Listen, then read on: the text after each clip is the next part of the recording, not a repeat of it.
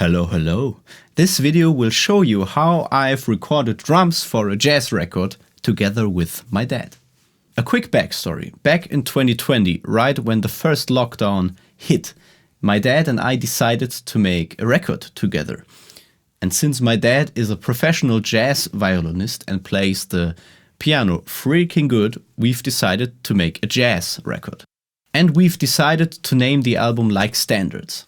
For you non-jazz cats out there, standards are specific pieces of jazz music which each professional jazz musician should know and be able to play. For example, Autumn Leaves, Take 5 or Take the A-Train. My dad wrote pieces of music that sound like jazz standards but are no jazz standards yet. We finished the first album during the first lockdown and released it. I put a link for you down in the description, and here's a quick teaser how it sounds. And now we decided to make a second album, Like Standards 2. A lot of songs on that album were written like 30 to 40 years ago, again, by my dad. And for these Like Standards recordings, we do a few non-typical jazz things during the recording process. Because we want everything to be an in-house production, we have to record separately. That's why for most of the tracks, we actually use a click track in jazz. But I consider myself a pop and rock drummer. So jazz lays a bit outside of my comfort zone. And that's why I had to prepare for this recording and practice, which I normally not really do for recording sessions. And a big part of recording drums is always choosing the right gear, the right drums, the right microphones and so on. So let me walk you through the gear I've used for this jazz recording. First, I had to break down my Ludwig kit to set up the jazz kit, which is surprisingly my very first drum kit I've ever received, like 19 years ago. It's a Global Beat by Sonor children's drum set, but it sounds absolutely fantastic.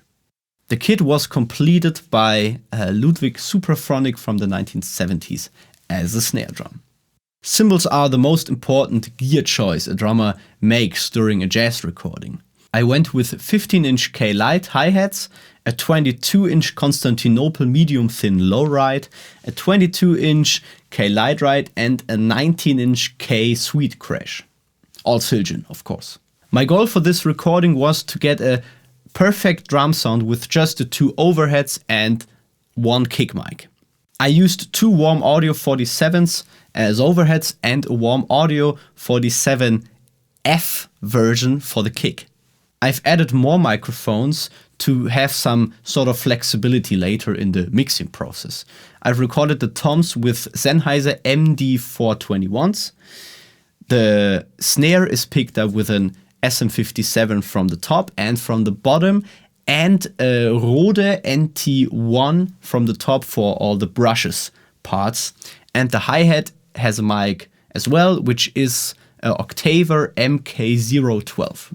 All microphones ran through my universal audio interfaces, and I mainly used Neve and API preamp simulations.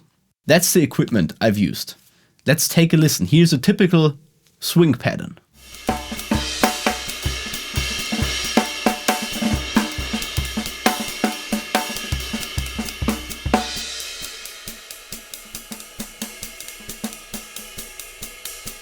And here's a ballad.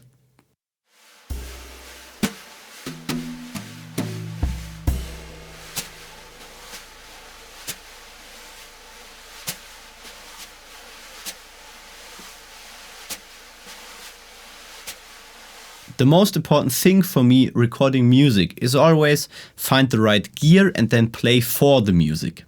That means to wisely choose what you play and also what you don't play.